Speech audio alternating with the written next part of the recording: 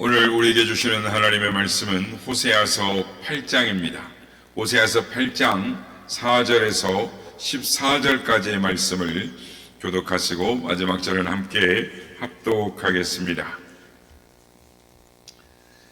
그들이 왕들을 세웠으나 내게서 난 것이 아니며 그들이 지도자를 세웠으나 내가 모르는 바이며 그들이 또 금으로 자기를 위하여 우상을 만들었나니 결국은 파괴되고 말리라. 사마리아여 내 송아지는 버려졌느니라. 내 진노가 무리를 향하여 타오르나니 그들이 어느 때야 무죄하겠느냐. 이것은 이스라엘에서 나고 장인이 만든 것이라. 참신이 아니니 사마리아의 송아지가 산산조각이 나리라. 그들이 바람을 짐고 광풍을 거둘 것이라. 심은 것이 줄기가 없으며 이삭은 열매를 맺지 못할 것이요 혹시 맺을지라도 이방 사람이 삼키리라. 이스라엘은 이미 삼켜졌은즉 이제 여러 나라 가운데에 있는 것 같이 즐겨 쓰지 아니하는 그릇 같도다.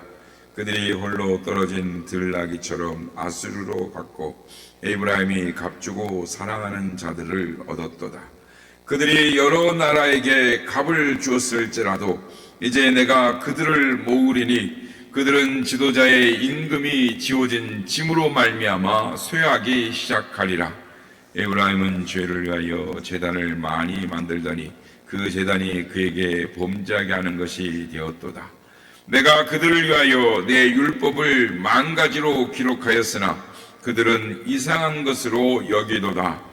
그들이 내게 고기를 제물로 드리고 먹을지라도 여호와는 그것을 기뻐하지 아니하고 이제 그들의 죄악을 기억하여 그 죄를 벌하리니 그들은 애굽으로 다시 가리라. 다같이요 이스라엘은 자기를 지으신 이를 잊어버리고 왕궁들을 세웠으며 유다는 견고한 성읍을 많이 쌓았으나 내가 그 성읍들에 불을 보내어 그 성들을 삼키게 하리라.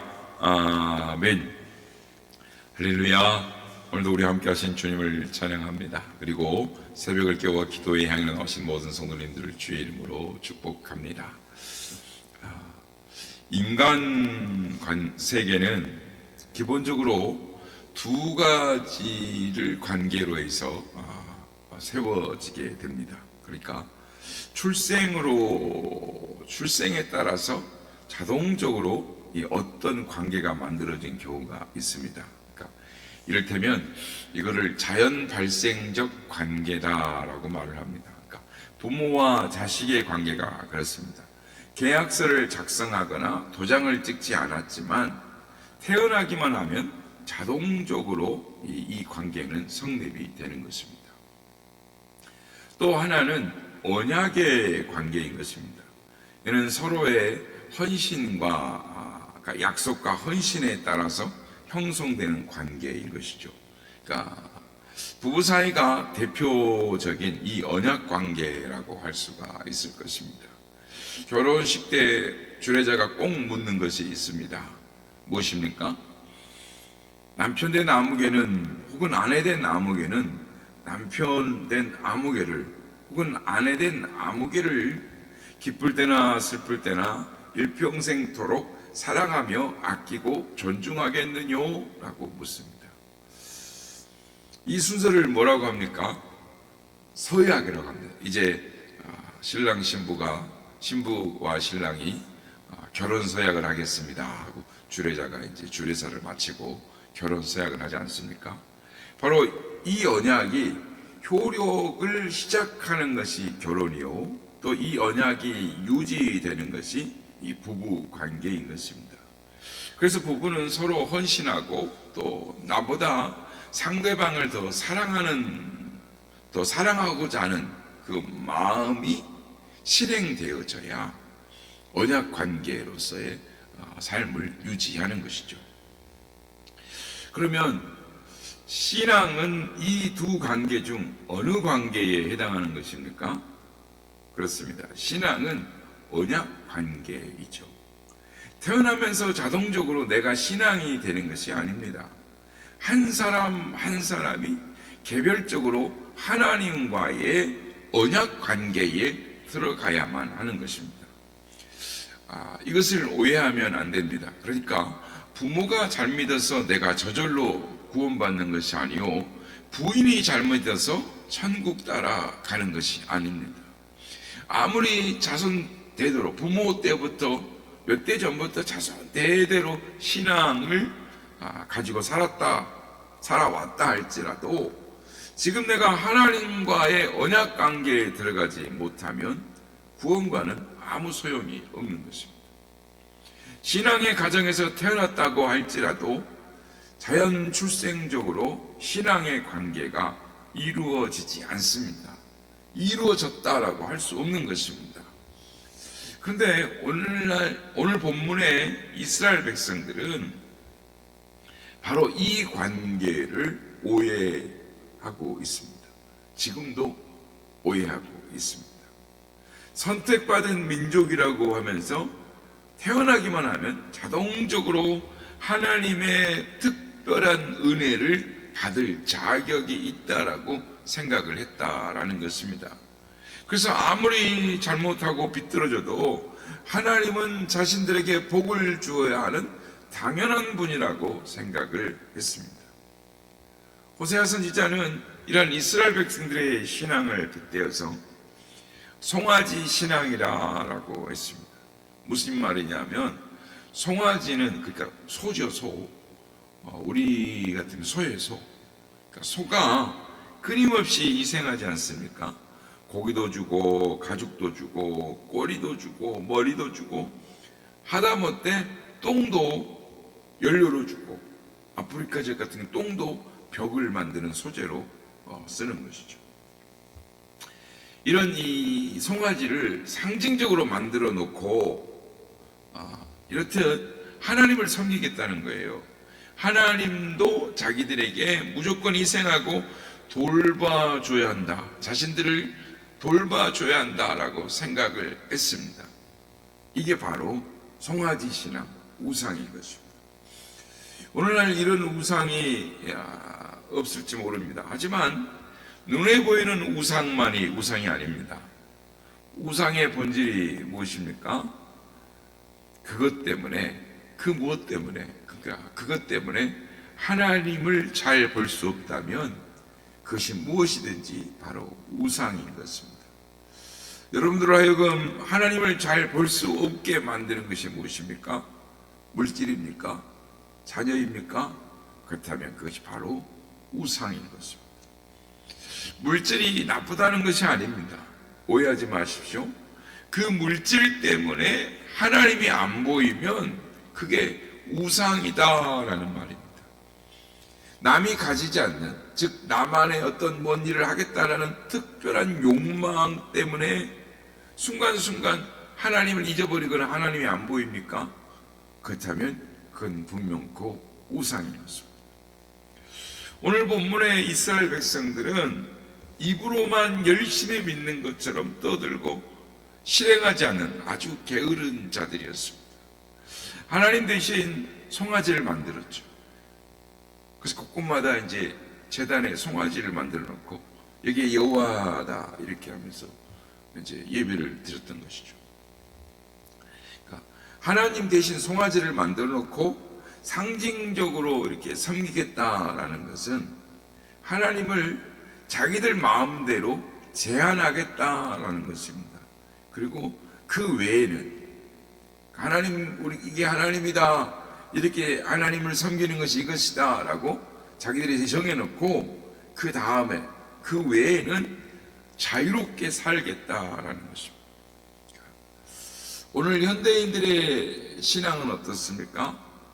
하나님을 제한하는 어리석은 신앙을 가지고 있지는 않습니까?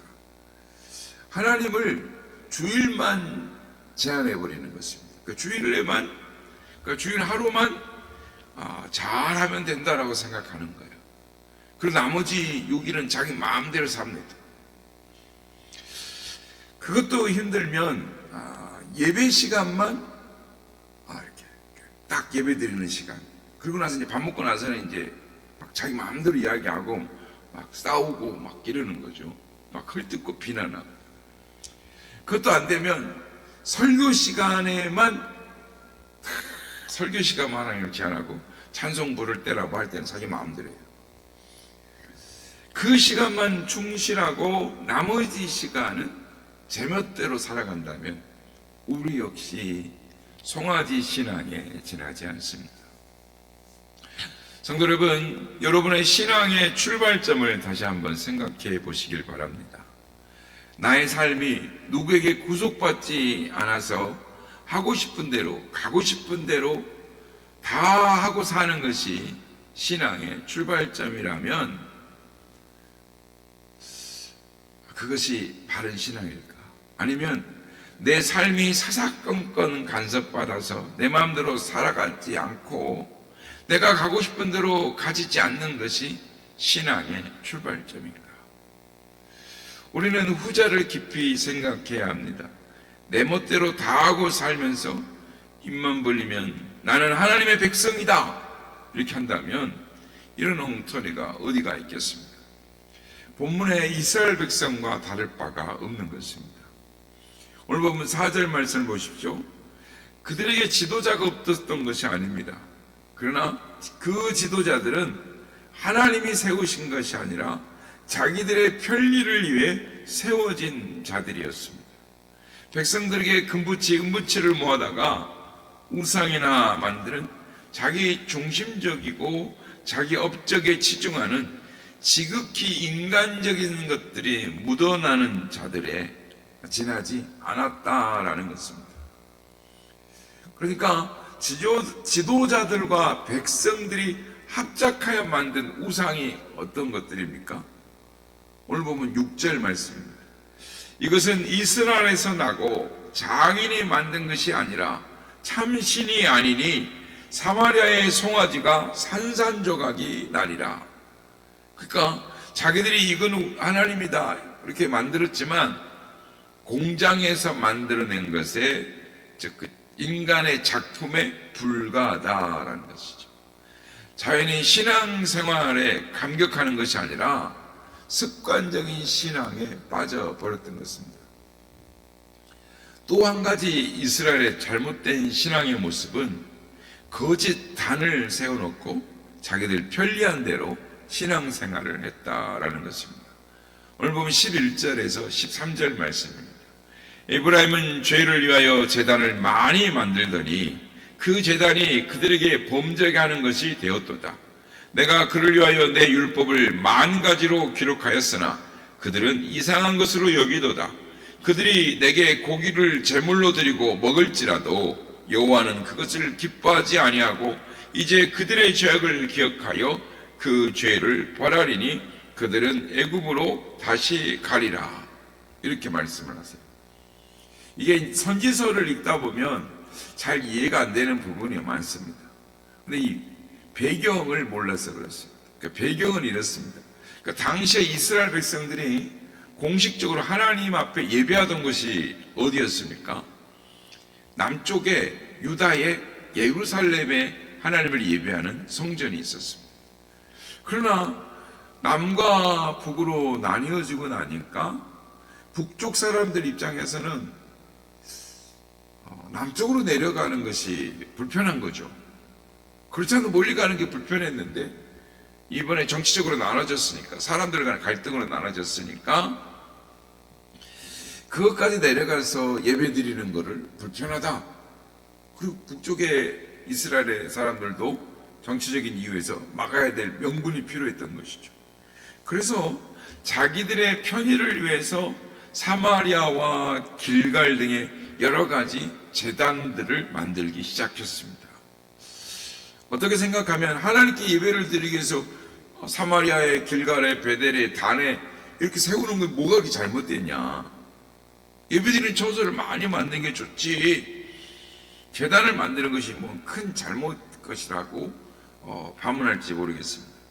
근데 문제는 하나님과 상관없이 이 일이 진행되어졌다는 거예요. 하나님의 뜻과는 상관없이 하나님께 묻지도 않았고 하나님의 허가를 받지도 않고 자기들의 편의를 위해서만 그렇게 했다라는 데 잘못이 있는 것입니다.